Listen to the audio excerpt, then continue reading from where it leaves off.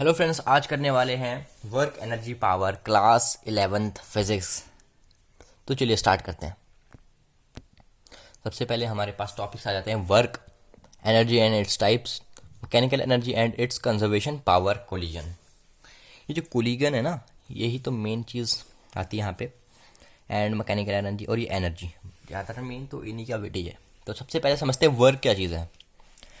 The product of force and displacement, force and displacement is called work done. Generally हमें work done इसे ही कहते हैं। जैसे ये फोर्स है, ये एक ब्लॉक है, हमको इस ब्लॉक को यहाँ पहुँचाना है। तो हमने इस ब्लॉक को यहाँ पे पहुँचाने में अगर हमने कोई भी फोर्स लगाया और वो फोर्स लगाने से वो बॉडी का मूवमेंट हुआ, यहाँ से लेकर वो बॉडी यहाँ तक डिस्प्लेस हो गई, तो तब हम उसे वर्क कहलाएंगे।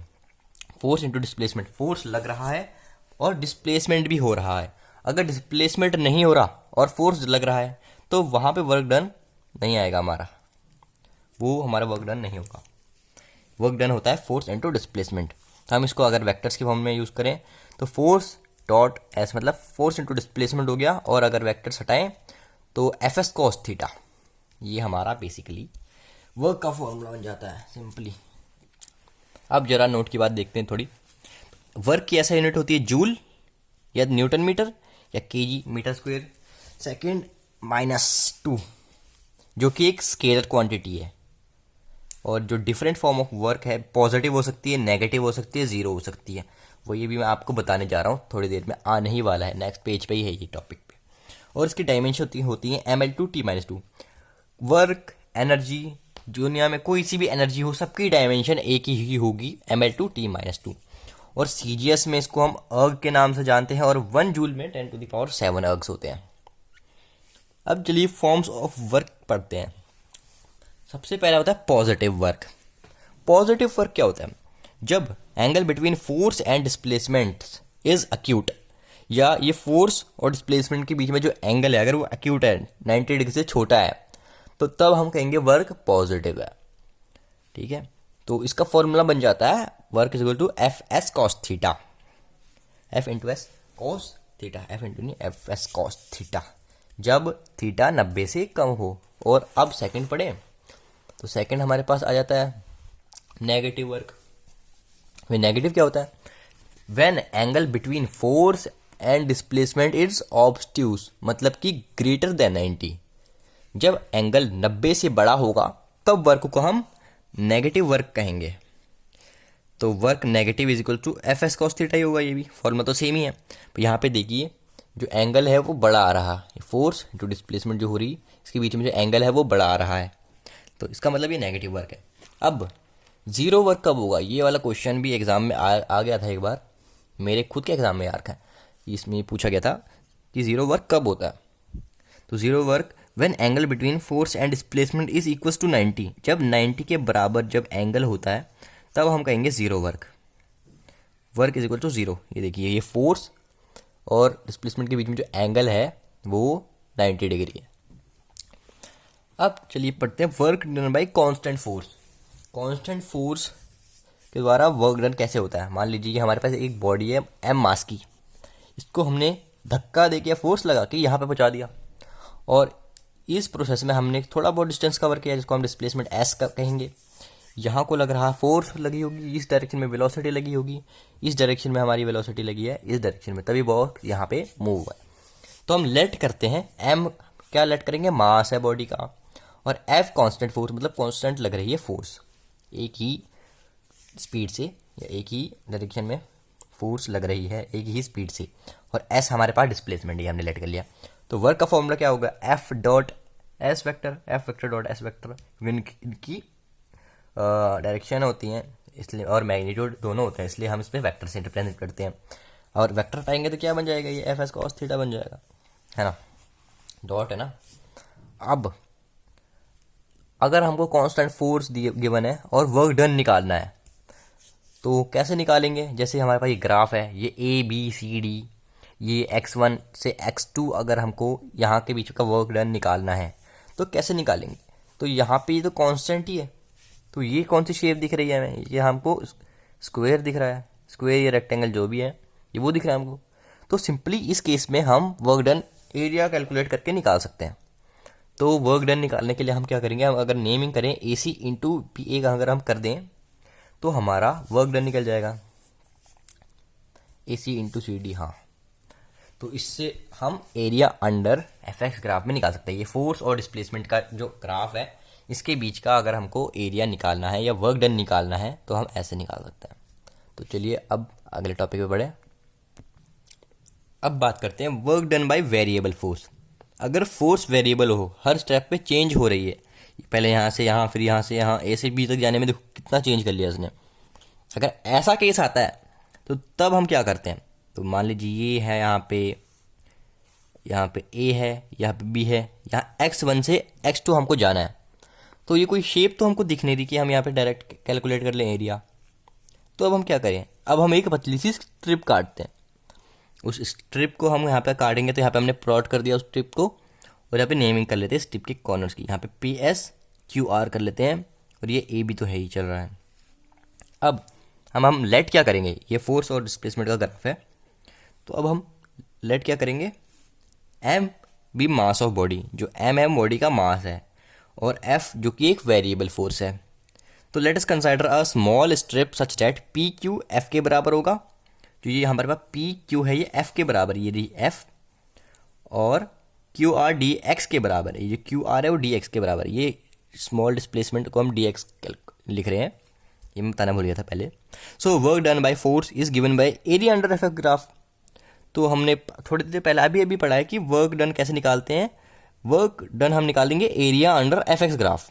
तो area under F X graph में तो डी डब्ल्यू, जो डी डब्ल्यू हम एरिया निकालने वाले हैं, डी डब्ल्यू मतलब कि small work done is equal to area of strip, strip का area P Q R S. तो ये हो जाएगी P Q into Q R. P Q हमने क्या लेट किया था, फोर्स, और डी आर तो हमारे पास डिस्प्लेसमेंट है, तो फोर्स इंटू डिस्प्लेसमेंट हमारा वर्क डन आ गया यहाँ पे भी, है ना। पर यहाँ पे कोई स्पेसिफिक हमको शेप नहीं गिवन है, तो हम इसमें इंटीग्रेशन करते हैं। अगर हम इंटीग्रेशन करेंगे तो इंटीग्रेशन में आ जाएगा force into displacement limit x1 से x2 तक। तो ये आ जाता है हमारा वेरिएबल फोर्स में वर्क डन। तो चलिए बढ़ते हैं अब अगले टॉपिक पे। अभी तक हमने पढ़ा वर्क, अब हम पढ़ने वाले हैं एनर्जी। अब एनर्जी को हम कैसे डिफाइन करते हैं, the ability of work done is called energy of body. Work done की जो एबिलिटी होती है उसे ही हम एनर्जी बोलेंगे। तो एनर्जी वर्क डन के बराबर ही होती है, एनर्जी वर्क डन एक ही बात। एनर्जी के 3 टाइप्स हैं, kinetic, potential and mechanical. Potential भी फर्दर 2 चीज़ों में डिवाइडेड है, gravitational potential energy and potential energy of stretched spring. तो अभी हम आगे पढ़ेंगे, उससे पहले हम काइनेटिक एनर्जी पढ़ते हैं। तो काइनेटिक एनर्जी की डेफिनेशन अगर हम देखें तो energy possessed by a motion of a body is called kinetic. अगर एनर्जी हमें मोशन से मिल रही है, मोशन ऑफ अ बॉडी से अगर हमें कोई एनर्जी प्रोड्यूस हो रही है तो हम उसे बोलते हैं काइनेटिक एनर्जी। उसका काइनेटिक एनर्जी का अगर हम फॉर्मूला देखें तो kinetic energy is equals to mass into velocity का स्क्वायर। इसको हम k is equal to half mv square से भी बोलते हैं। ये हमारा मेन फॉर्मूला आ जाता है काइनेटिक एनर्जी का। अब काइनेटिक एनर्जी का थोड़ा नोट देखें तो ये की एक स्केलर क्वांटिटी है। काइनेटिक एनर्जी की ऐसा यूनिट है जूल, उसके डायमेंशन है ml2t-2। अभी मैंने बताया था कि कोई सा भी वर्क डन एनर्जी हो उसकी जो डायमेंशंस होते हैं वो सेम ही होते हैं, ml2t-2। कोई सी भी एनर्जी हो, चाहे वो काइनेटिक हो चाहे वो पोटेंशियल हो, कोई भी एनर्जी हो, सबकी डायमेंशन ml2t-2 ही होगी। अब काइनेटिक एनर्जी भी 2 हैं, लीनियर और रोटेशनल। लीनियर को हम ट्रांसलेशनल काइनेटिक भी बोलते हैं और रोटेशनल को तो रोटेशनल बोलेंगे। तो अब हमारे पास एक डेरिवेशन आ जाती है, एक्सप्रेशन ऑफ काइनेटिक एनर्जी, जो कि एक छोटी 9th क्लास वाली डेरिवेशन आती है। इसकी एक और डेरिवेशन है जो कि 11th स्टैंडर्ड में मानी जाती है सही डेरिवेशन। तो पहले इजी वाली कर लेते हैं।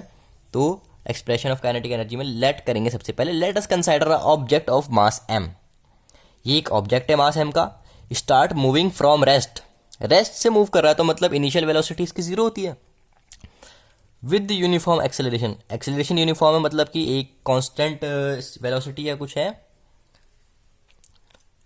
एक्सेलरेशन a है हमारा, ठीक है। Along straight line, straight line पे ये बॉडी मूव करेगी। तो जैसे कि हमको पता है f is equals to m में होगा।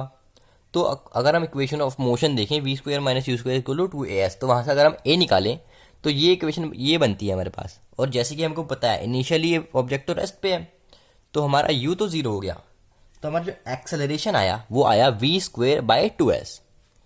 तो हमारी F is equal to M V square by 2s। ये कैसे लिखेंगे, F is equal to M A होता है, F is equal to M A, अगर मैं ए ये पुट करेंगे वी स्क्वेयर अपॉन में 2s, तो F is equal to M V square upon में 2s हो जाएगा। एक ही जगह हमने ये पुट कर दिया है वी स्क्वेयर बाई 2s। और अगर हम इसके अगला स्टेप देखें तो जैसे हमको पता है वर्क होता है फोर्स इंटू डिस्प्लेसमेंट, तो वर्क ये तो हमारा फोर्स आया ना, work is force into displacement, S से मल्टीप्लाई भी करेंगे तो एस से एस कट जाएगा, तो काइनेटिक एनर्जी क्या आता है एम वी स्क्वेयर बाई 2, जिसको आप हाफ एम वी स्क्वेयर भी लिख सकते हो। तो अब करेंगे काइनेटिक एनर्जी की एक्सप्रेशन इंटीग्रेशन मेथड से, यही आप प्रेफर करेंगे करना क्योंकि यही इंपॉर्टेंट मानी जाती है और इसी में स्टेप भी ज़्यादा आते हैं, तो मार्क्स डेफिनेटली सही मिलेंगे। तो जैसे कि मैं आपको पहले एक कंडीशन बताता हूँ, एक्सेलरेशन को हम D V by D T बोलते हैं और वेलोसिटी को D S by D T बोलते हैं, ये तो याद होना चाहिए कुछ भी हो जाए। अब लेट करेंगे, ये भी एक डेरिवेशन ही है, डेरिवेशन जो कि पक्का है सिलेबस में, आराम से कर लेंगे। Let us consider an object of mass M mass का एक ऑब्जेक्ट है, स्टार्ट मूविंग फ्रॉम रेस्ट, ये भी रेस्ट से मूविंग करेगा तो इनिशियल वेलोसिटी 0 हो जाएगी और एक्सेलरेशन यूनिफॉर्म है, तो with uniform acceleration along a straight line, straight line में ही मूव कर रहे हैं। तो जैसे कि हमको पता है F is equal to M में होता है, एम ए को हम D V by D T put करेंगे, यहाँ पे देखो ए को हमने D V by D T put करी, और ये तो राइट हैंड साइड है, राइट हैंड साइड में हमको डी एस से मल्टीप्लाई और डी एस से डिवाइड करना है, जो डी एस है ना इससे मल्टीप्लाई और डिवाइड करेंगे तो ये हो जाएगा F is equal to M D V by D T into D S by D T. अब देखो जो D S by D T होता है, D S by D T क्या होता था, D S by D T हमने अभी पढ़ा वेलोसिटी होता है वी, तो D S by D T को अगले स्टेप में जाए तो हम इसको वी पुट कर लेंगे, तो ये बन जाएगा एम वी डी वी, तो ये बन जाता है हमारा D W is equal to M V D V, देखो एम वी डी वी बन गया। अब फोर्स इंटू डिस्प्लेसमेंट को हम वर्क बोलते हैं, यहाँ से क्रॉस मल्टीप्लाई हुआ ना, ये इधर एफ इंटू डी एस हो गया तो वर्क बोलते हैं, हमने पहले पढ़ा था फोर्स इंटू डिस्प्लेसमेंट वर्क होता है, work is equal to M V D V, M V D V. अब इंटीग्रेशन करेंगे जीरो से लेके काइनेटिक तक, के तक इसकी लिमिट होगी, ये जीरो से लेके वी तक की इसकी लिमिट करेंगे, तो kinetic energy is equal to M V square by 2 minus zero square by 2, upper limit minus lower limit, M V V 2 divided by 2, V की 2 तो वी का स्क्वेयर बाई 2। आई होप आपको integration आता होगा। तो ये तो कैंसिल ही हो गया, एम वी स्क्वेयर बाई 2 आया यहाँ पे। अब जो काइनेटिक एनर्जी ही वर्क के बराबर है, वर्क ही काइनेटिक है, अभी हमने थोड़ी देर पहले ही पढ़ा, तो is equals to M V square by 2, ठीक है। तो काइनेटिक को हम लिख देंगे half M V square. I hope आपको समझ में आ गया होगा। अब हम पढ़ने वाले हैं relation between kinetic energy and linear momentum के बीच में रिलेशन। उसके लिए हम सबसे पहले लेट करते हैं, let M is equals to mass of body and V velocity of body, हमने लेट कर लिया है। उसके बाद let linear momentum of body, momentum को क्या बोलते हैं हम, पी से डिनोट करते हैं, पी से डिनोट करते हैं मोमेंटम को, उसका फॉर्मूला होता है मास इनटू वेलोसिटी, ये हमको पता है, लॉ ऑफ मोशन में देखा हमने। तो ये फर्स्ट इक्वेशन बन गई हमारे पास। अब काइनेटिक एनर्जी ऑफ बॉडी क्या होती है, हाफ एम वी स्क्वेयर, है ना, kinetic half M V square. अगर हम राइट हैंड साइड में एम से मल्टीप्लाई और एम से ही डिवाइड कर देंगे तो ये क्या आ जाएगा, kinetic energy is equal to half नहीं 1 में 2m multiply by M V का होल स्क्वायर हो जाएगा। यहाँ पे वी का स्क्वायर तो था ही, अब एम इंटू एम भी हो गया, एम का भी स्क्वायर हो गया यहाँ पे, तो एम वी का हमने इकट्ठे होल स्क्वायर कर दिया। और जैसे कि हमको होता है P is equals to M V, तो हम एम वी की जगह हम पी भी तो पुट कर सकते हैं। अब अगले स्टेप में हम वही करेंगे, put M V is equals to P, तो kinetic is equal to P square upon में 2m हो जाएगा। यहाँ पे हमने पी कर लिया, तो ये पी का स्क्वायर था, नहीं एम वी का स्क्वायर था, तो पी का भी स्क्वायर हो जाएगा, P square divided by 2m, तो यहाँ पे हमारा पास पी स्क्वायर बाई 2m ही हो गया। अब यहाँ से अगर हमको पी का फॉर्मूला निकालना है तो P is equal to under root 2m की पोटेंशियल, नहीं पोटेंशियल नहीं तो लीनियर मोमेंटम था सेम ही फॉर्मूला है ना, इसलिए थोड़ा कंफ्यूज हो गया। काइनेटिक का भी निकल गया और मोमेंटम का भी निकल गया। इसके बीच में एक क्वेश्चन आता है, अगर काइनेटिक एनर्जी कितना % इंक्रीज हुआ तो कितना चेंज आएगा मोमेंटम में, ये वाले क्वेश्चन भी हम आगे देखने वाले हैं। तब तक हम थ्योरी वाला पार्ट खत्म करेंगे। तो अगला टॉपिक हमारे पास आता है वर्क एनर्जी थ्योरम। ये वर्क एनर्जी थ्योरम भी बड़ी इंपॉर्टेंट चीज़ है, ये भी एक डेरिवेशन है। और जो relation between kinetic and linear, इसको भी आप कह सकते हो छोटी सी डेरिवेशन, ये वैसे एक रिलेशन ही है, डेरिवेशन कह सकते हैं आप। वर्क एनर्जी थ्योरम भी दो हैं, by constant force and by variable force. तो सबसे पहले हम बाई कांस्टेंट फोर्स देखते हैं। तो the work done by net force on a body is equals to change in kinetic energy. Net force, the work done by net force, net force के द्वारा किया गया हुआ वर्क बॉडी के ऊपर बराबर किसके है, काइनेटिक एनर्जी के बराबर है। इसका प्रूफ देखते हैं। ये प्रूफ, हमारे पास प्रूफ भी है फिजिक्स में। इसका प्रूफ देखें क्या है। ये हमारे पास एक बॉडी है, यू वेलोसिटी यहाँ से चली, यहाँ पे आके पहुँच गई, तो इसकी वेलोसिटी वी हो गई। इसने कुछ एस डिस्प्लेसमेंट कवर किया होगा, एक्सेलरेशन, किसी एक्सेलरेशन से। तो let us consider a body of mass M in moving in a straight line under a constant force लेंगे हम, and its velocity changes from U to V. U से लेके we तक उसकी वेलोसिटी चेंज हो गई। देन क्या होगा, वर्क हमको पता है फोर्स इंटू डिस्प्लेसमेंट होता है। फोर्स को हम ब्रेक करेंगे तो मास इंटू एक्सेलरेशन हो जाएगा। तो as V square minus U square is equal to A S. तो हम एस का फॉर्मूला अगर ये लिखेंगे, V square minus U square upon में 2a, है ना। ये इधर आके 2as हो जाता है, तो s निकाल लिया हमने यहाँ से। तो जिसकी पता है वर्क ही एम ए के बराबर है, तो M A V square minus U square हो जाता है यहाँ से। Work is equal to half M V square minus half M U square.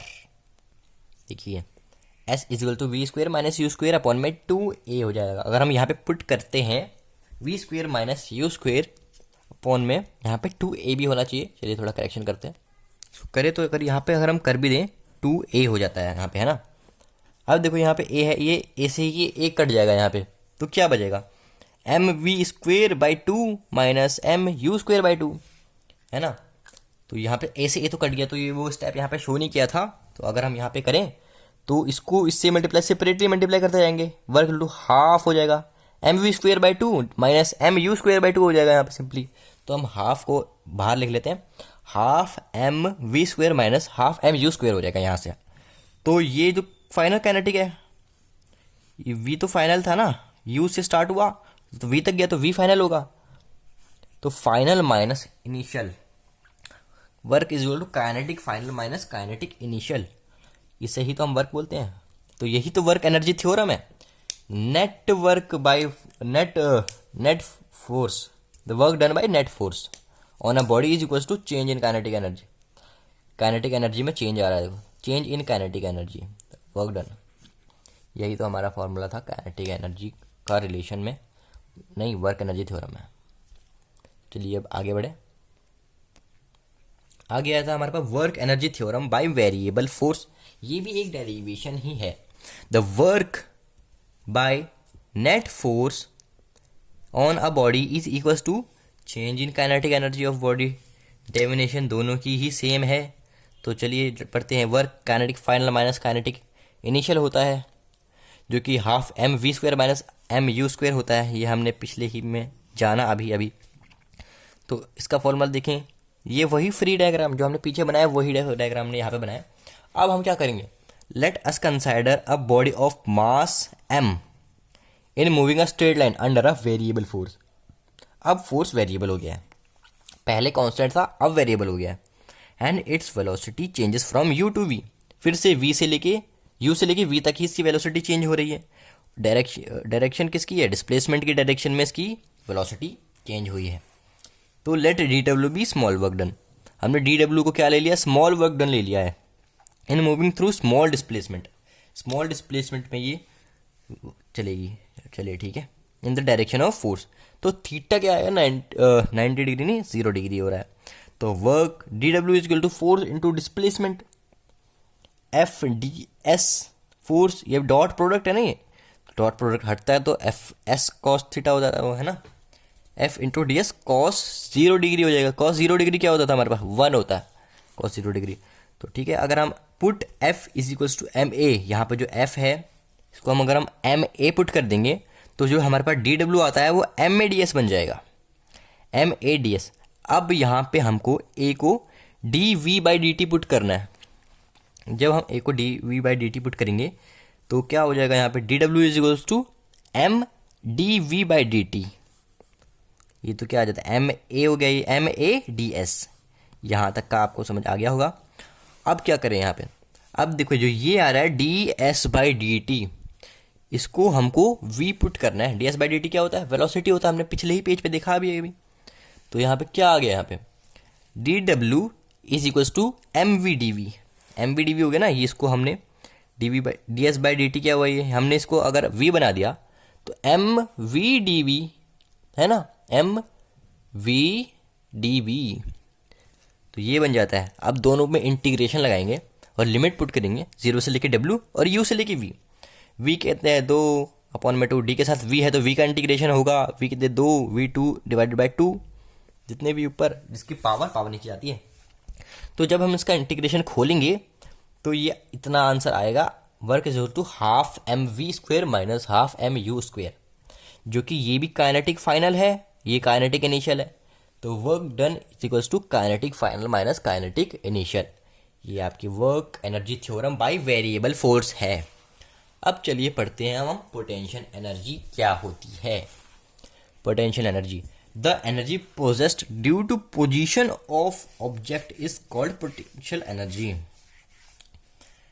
Energy possessed due to position की वजह से अगर एनर्जी कोई पोजेस होती है उसे हम कहेंगे potential energy. Due to position of body above the ground is called gravitation potential energy. अगर कोई बॉडी किसी ग्राउंड से ऊपर जा रही है तो ग्राउंड से ऊपर गई, वो पोजीशन उसकी ग्राउंड से ऊपर को चलेगी, due to body above the ground is called gravitation potential energy. Gravitation potential energy उसे बोलते हैं, अगर कोई बॉडी अगर ग्राउंड से ऊपर गई ना तो उसकी अगर पोजीशन में चेंज आया तो तब उसे कहेंगे ग्रेविटेशनल। इसकी डेफिनेशन देखें, energy of a body due to its position above from the earth surface. Earth की जो सरफेस है उससे अगर वो बॉडी ऊपर जाती है या प्लैनेट के सरफेस से ऊपर जा रही है, प्लैनेट से बाहर निकल गया मान लो, या अर्थ से थोड़ा सा ऊपर को उड़ गया, is called gravitation potential energy. The amount of work done against the gravity is stored at gravitation potential energy of body. जैसे मैंने इसको ऊपर उठा दिया तो जैसे कि मैंने अमाउंट ऑफ वर्क क्या किया, अगेंस्ट द ग्रेविटी से किया, तो जितना ऊपर उठाऊंगा उतने ही वापस नीचे चला जाएगा, तो ये कहेंगे ग्रेविटेशन पोटेंशियल एनर्जी। स्टोर हो जाती है एनर्जी, अगर हम इस ग्राउंड से किसी चीज़ को ऊपर उठा रहे हैं, जितनी एनर्जी ऊपर उठाई उतनी ही एनर्जी स्टोर हुई वो नीचे जाएगी। चलिए अब हम अगला देखें, expression of gravitation potential energy. इसकी अगर हम एक्सप्रेशन निकालने को देखें तो मान लीजिए हमारा फ्री बॉडी डायग्राम है, पोटेंशियल एनर्जी को हम यू से भी डिनोट करते हैं। याद करो, अगर मैं यू बोलूँ तो समझ आना पोटेंशियल एनर्जी की बात हो रही है। ये हमारे पास एक ब्लॉक है, ऊपर से नीचे को छोड़ा तो mg नीचे को लगेगा, ऊपर ले जाएंगे, ऊपर की तरफ को अगर हम इसको ले जाएं तो सभी को पता है नीचे की तरफ को mg लगता है। ग्रेविटेशनल पोटेंशियल एनर्जी है ना, मोशन अंडर ग्रेविटी हो रही है यहाँ पे। यहाँ से लेके यहाँ तक इसको हमने ऊपर तक पहुँचाया, ब्लॉक को किसी h हाइट पे हमने पहुँचाया। ये ग्राउंड है तो हम लेट कर लेते हैं ये m है, let m mass of body, h हमने डिस्प्लेसमेंट कर दी इसको। Force required to raise body equal to its weight, इतनी वेट के बराबर में अगर हमको किसी बॉडी को ऊपर उठाना है तो फोर्स को हमने क्या लेट किया है, mg लेट कर लिया है, उसके वेट के बराबर ही हमने उसको ऊपर उठा लिया है। फोर्स इक्वल टू mg लगा है। The amount of work done against gravity is stored है, हो जाता है ग्रेविटेशन पोटेंशियल एनर्जी। तो वर्क हमने force into H, force into displacement होता है, डिस्प्लेसमेंट यहाँ पे एच का हुआ है तो फोर्स इंटू एच हो गया यहाँ पे, और नीचे को mg लग रहा है तो फोर्स को हम mg लेंगे, एच तो है, u is equal to mgh। तो पोटेंशियल एनर्जी का हमारा फॉर्मूला क्या आ जाएगा, mgh आ जाएगा। और ग्राउंड में जब हाइट ही नहीं है तो पोटेंशियल एनर्जी कैसे होगी, तो ग्राउंड में पोटेंशियल एनर्जी 0 होती है। ये भी आपको याद रखना है, नोट में लिख लेना कि ग्राउंड में पोटेंशियल एनर्जी होती ही नहीं, सिर्फ हाइट में होगी वो, क्योंकि तब हाइट होगी ना कुछ ग्राउंड में। ये देखो इसकी तो कोई हाइट ही नहीं है, ये तो नीचे ही रह गया, तो इसकी क्या पोटेंशियल एनर्जी होती है, इसकी तो 0 होगी। तो अगर आपको पोटेंशियल एनर्जी कैलकुलेशन करनी होगी तो आपको मास और हाइट गिवन होगा, तो जी की वैल्यू तो आप लोगे 9.8 या 10 लेके यू निकाल सकते हो। तो चलिए अब अगला टॉपिक देखते हैं। अब देखते हैं conservative and non conservative force. ये भी बहुत इंपॉर्टेंट हो जाता है तो चलिए देखते कंजर्वेटिव फोर्स क्या होती है। A force is said to be conservative if work done by this force is independent of path followed. Path पे इंडिपेंडेंट रहेगा by the particle and depends only initial and final position. ये सिर्फ initial and final position of particle पे ही depend करेगा कि इसकी initial और फाइनल पोजीशन क्या होती है। ये पाथ पे डिपेंड ही नहीं करेगा। जैसे ये है केस 1 ले लेते हैं। ये यहाँ से लेके एक पहला बात यहाँ से यहाँ गया, फिर यहाँ से वहाँ गया। यहाँ पे करने में कुछ वर्क लग रहा होगा, यहाँ से यहाँ पे करने में भी कुछ वर्क लग रहा होगा। तो इसको ले लेते हैं work 1 is equal to work 2। If force that is doing work is conservative force, force that is doing work is called conservative force. ठीक है, इसको छोड़ो। अगर फोर्स कुछ काम कर रही है तो कंजर्वेटिव ही है वो। जैसे कि इस कंजर्वेटिव के एग्जाम्पल देखिए तो gravitation force, electrostatic force etcetera etcetera बहुत और भी होंगी, हमने 2 लिख लेते। अब केस 2 में देखते हैं हम। ये यहाँ से लेके यहाँ जा रहा और यहीं से वापस आ रहा है। यहाँ से यहाँ जाने में कुछ वर्क लग रहा होगा, पर ये यहाँ पे उल्टी दिशा में वापस आ रहा, तो यहाँ पे वर्क उल्टा दिशा दिखाने के लिए हम नेगेटिव का साइन ले रहे हैं। Work 1 is equal to negative of work 2। इसको इधर लाएंगे तो work 1 plus work 2 is equal to 0। Hence work done by conservative force is closed loop is equal to 0। मतलब कंजर्वेटिव फोर्स अगर कोई वर्क करती है तो वो 0 के बराबर होगा। Work done by conservative force is 0। तो चलिए अब आगे बढ़ते हैं। केस 1 देखते हैं इसका। केस 1 में हमने इस ब्लॉक को यहाँ तक पहुँचाया। अगर ये ब्लॉक यहाँ पे पड़ा है कुछ हाइट से, तो फोर्स mg के बराबर होगा। ये नीचे को mg लग रहा होगा। Work done to raise the body of mass through h तक हमको अगर इस बॉडी को उठाना है तो फोर्स इंटू डिस्प्लेसमेंट हो जाएगा। डिस्प्लेसमेंट क्या होगा, ab। यहाँ से यहाँ पे पूरा कितना है, ab है ना, ये ab is equal to h मान लेते हैं। तो work 1 is equal to mgh हो जाएगा। f is equal to mg into displacement h। तो वर्क का फॉर्मूला यहाँ पे हमारा पहला mgh आता है पहले केस में। दूसरे केस में हमारे पास ये एक प्लेन है, इंक्लाइंड प्लेन। ये मास है, यहाँ की तरफ को फोर्स लगा रहे हैं हम। Sine theta mg cos theta वगैरह वगैरह लगेगा। f is equal to mg sine theta लगेगा इस वक्त पे, है ना। कंपोनेंट्स आपको ड्रॉ करने आते ही होंगे, कैसे करते हैं। यहाँ पे मेरे पास डायग्राम थोड़ा छोटा पड़ गया, नहीं तो अभी ड्रॉ कर देता मैं। वर्क 2, यहाँ पे अगर वर्क 2 ले लेते हैं नाम, क्योंकि हमको कंपैरिजन करना है। तो work 2 is equals to force into displacement. Displacement कितना होगा, AC है ना यहाँ पे, S। फोर्स इंटू डिस्प्लेसमेंट होगा, तो फोर्स क्या है यहाँ पे, mg साइन थीटा लग रहा है into AC। mg sine theta perpendicular upon में हाइपोटेन्यूस होता है वो, है ना, परपेंडिकुलर। ये नीचे को mg लग रहा है, ये साइन कोस। अब यहाँ पे mg क्या है, परपेंडिकुलर क्या है यहाँ से, परपेंडिकुलर अपॉन में हाइपोटेन्यूस। हाइपोटेन्यूस तो यही है, ये एंगल है ना। ये परपेंडिकुलर अपॉन में हाइपोटेन्यूस, ये हाइपोटेन्यूस। परपेंडिकुलर क्या है, AB। हाइपोटेन्यूस क्या है, AC। AB by AC into AC तो कट गया। mg AB, AB क्या है यहाँ पे, h है, तो वर्क 2 भी यहाँ पे mgh आ जाता है। केस 3 में देखो, ये कुछ उबड़ खाबड़ सा दिख रहा है आपको। यहाँ पे भी हमको ऊपर पहुँचाना है, तो इंटीग्रेशन जब हम करते हैं तो यहाँ पे सबसे पहले वर्क 3 फोर्स इंटू डिस्प्लेसमेंट होगा।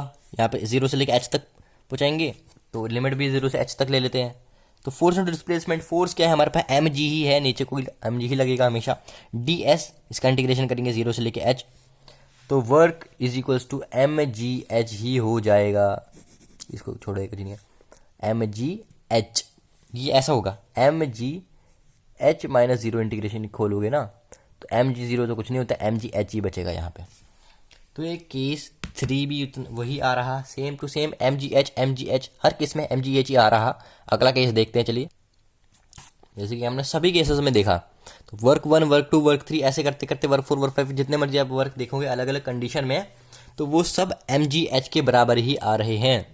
तो हम लास्ट में कंक्लूजन क्या निकालेंगे, hence work done by conservative force does not depend upon path followed by particle, but it depends upon initial and final position of particle.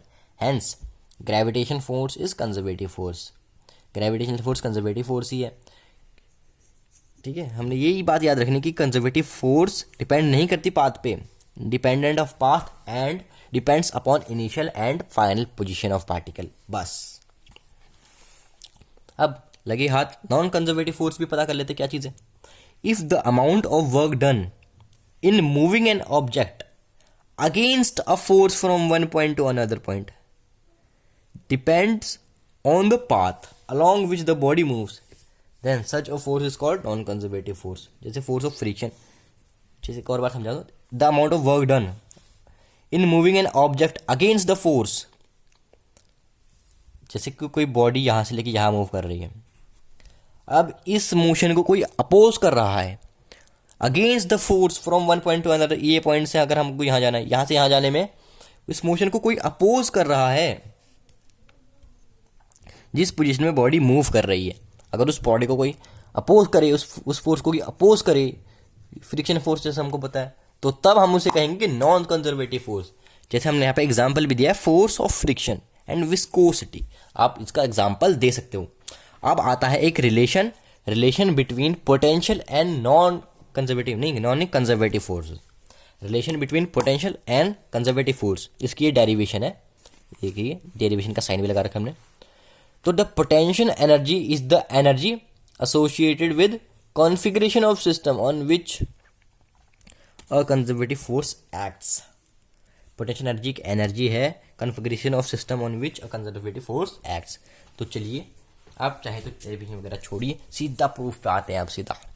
Late F x is a conservative force acts on a body then changes its potential energy of body is equal to negative of work done by conservative force. Change, तो चलिए देखते क्या बोला उसने, change in potential energy is equal to negative of work done, change of potential energy equal to negative of work done. तो potential energy को हम क्या करेंगे, वी एफ माइनस वी आई को हम डेल्टा वी बोल लेते हैं, डेल्टा वी या डेल्टा यू, हाँ यू बोलेंगे इसको ना, पोटेंशियल एनर्जी को हम यू से डिनोट कर रहे थे। Del U is equal to minus of work done, तो D U is equal to F dot D X, force into displacement, minus of force of displacement, हमने इसको इंटीग्रेट भी कर दिया। अब differentiating both sides with respect to X, ये है with respect to X, differentiating कर देंगे बोथ साइड्स को एक्स से, D U by D X is equal to F into x, ठीक है। एफ एक्स तो जो कि है D U by D x के बराबर है, तो यू की ग्रेडियंट है पोटेंशियल एनर्जी का, ठीक है। यहीं तक था बस।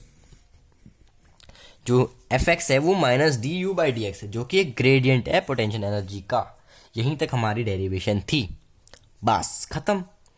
अब आती है बात मैकेनिकल एनर्जी। मैकेनिकल एनर्जी कुछ नहीं, काइनेटिक और पोटेंशियल एनर्जी का सम है, बस काइनेटिक एनर्जी और पोटेंशियल का कम, हाफ एम वी स्क्वायर